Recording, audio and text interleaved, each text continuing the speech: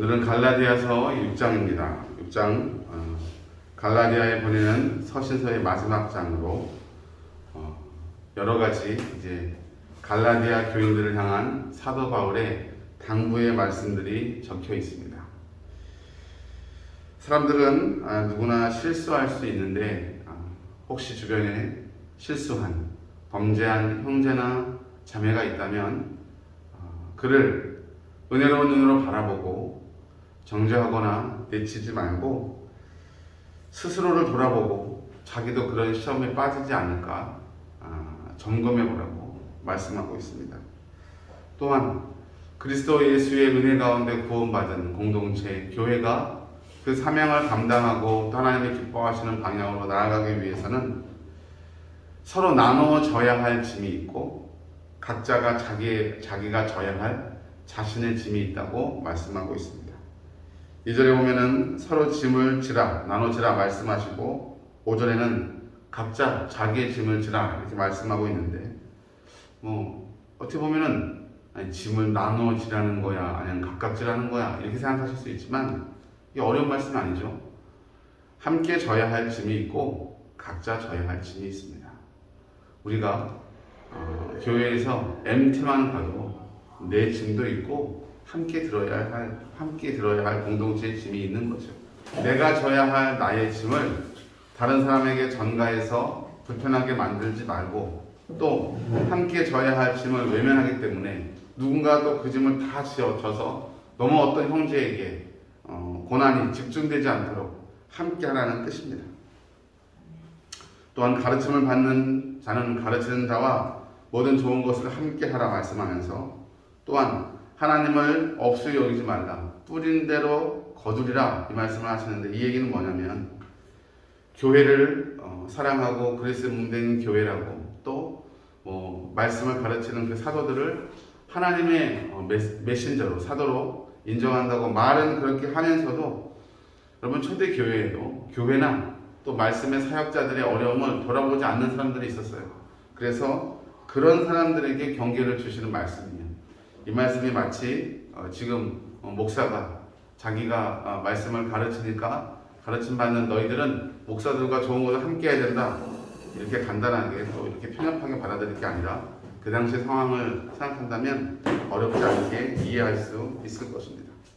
10절에 보면 기회가 있는 대로 모든 이에게 착한 일을 하되 더욱 믿음의 가정들에게 할지어다 이렇게 말씀하고 있는데 이 초대 교회는 이 시대도 헬라의 문화 속에서는 그리스도 예수를 믿는 믿음 때문에 그 문화나 그의 관계에서 단절되어서 어려운 삶을 사는 사람들이 교회 구성원의 대부분이었어요. 여러분 지금 우리는 그렇지 않잖아요. 교회 다닌다고 해서 취업이 안 되거나 교회 다닌다고 해서 사람들 사이에 매매하거나 할 때 부당한 대우를 받으면 안 되죠. 근데 옛날에는 그랬단 말이죠. 지금도 아시아나 중동이나 이런 사회 속에서는 예수 믿는다고 선언하는 순간 어떻게 되죠? 사회에서 고립되는 상황이 되는 거죠. 그래서 선한 일을 가리지 않고 모두에게 하되 특별히 그 고난과 어려움 가운데 있는 형제들에게 먼저 해야 한다고 지금 당부의 말씀을 하고 계신 것입니다. 이어서 할례와 무할례에 대한 얘기, 이것은 율법에 대한 얘기잖아요. 할례라는 것은 율법을 자신 몸으로 드러내서 자랑하려고 하는 삐뚤어진 율법주의를 얘기하는 거예요. 그래서 나의 몸에 나는 할례를 받은 몸이다.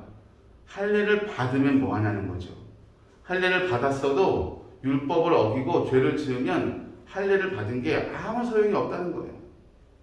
할례를 받는 것이나 안 받는 것이나 그게 중요한 게 아니라 하나님 앞에 믿음으로 거듭나 거룩한 새로운 삶을 사는 것, 이것이 제일 중요하다고 말씀하고 있는 것입니다.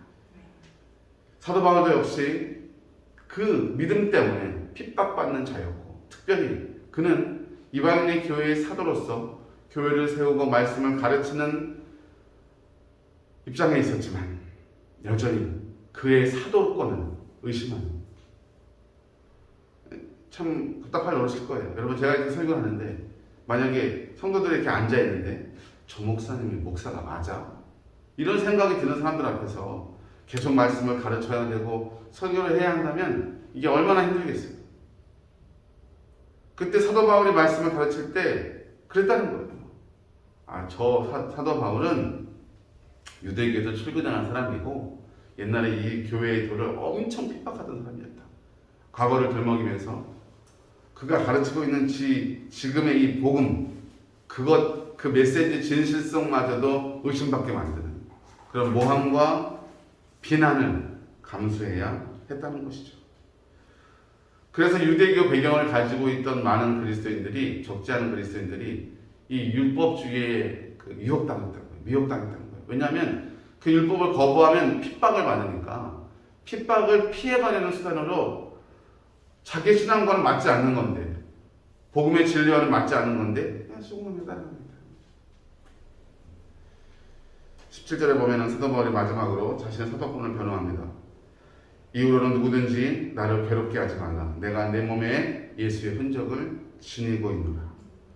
여러분, 예수의 흔적은 뭘까요? 여러분, 예수님의 흔적은요, 큰 돈을 자랑하거나 큰 권력을 자랑하거나 큰 명예를 자랑하는 것이 아닙니다. 그게 예수의 흔적이 아니에요. 예수님의 흔적은 우리를 위해 못 박히신 손과 발, 가시관을 쓰셨기 때문에 찔리셨던 원인, 그리고 물과 피를 쏟아내었던 옆구리의 흔적, 창자, 이런 고난의 흔적이지 자기를 자랑하려고 드는 사역의 열매는 하나님을 위한 것이지 자기를 위해서 자기의 공로를 세우고 자기 공로를 자랑하려고 하는 것은 아니지 않습니까? 우리도 예수 그리스도의 흔적을 우리 몸에 갖고 싶다라고 한다면 고난받는 삶을 기꺼이 주를 위해 살고 그 고난을 내 몸에 새기는 것입니다. 여러분, 기타를 배우시는 분들이 있는데 기타를 치다 보면 어떻게 되죠? 손가락이 되게 아파요. 그런데 그것을 이기고 계속 치면 기타 치는 고난의 흔적이 손가락에 새겨져요. 이렇게 다 갈라지고 이렇게 되면서. 그게 보기에는 별로 좋지 않은데 기타 치는 사람은 되게 뿌듯하죠. 왜냐하면 내가 열심히 연습을 해서 이렇게 됐구나. 그리고 실제로 거기에 굳은 살이 배기는 것만큼 어떻게 되죠?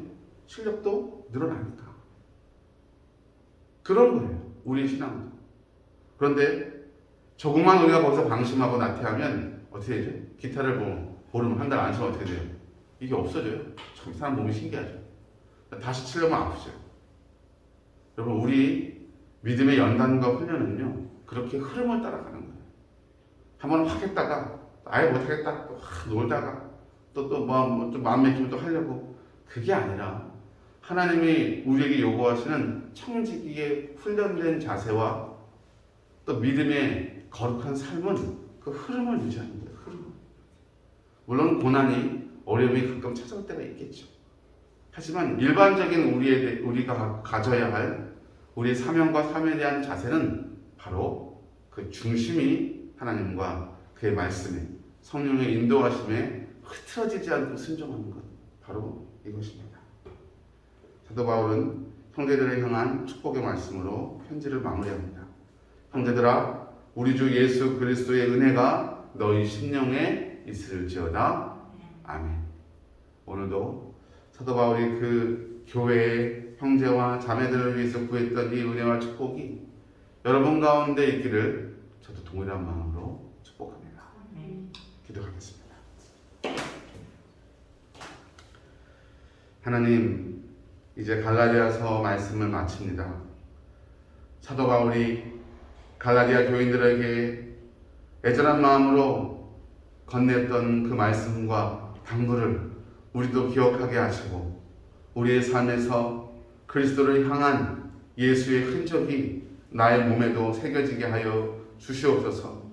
내가 져야 할 나의 짐을 온전히 지게 하시고 또 함께 져야 할 공동체의 짐을 기꺼운 마음으로, 기쁨으로 또 짊어지게 하셔서 나의 삶과 또 우리 공동체가 하나님의 기뻐하시는 뜻 가운데로 나아갈 수 있도록 하나님이여 붙들어 주시옵소서.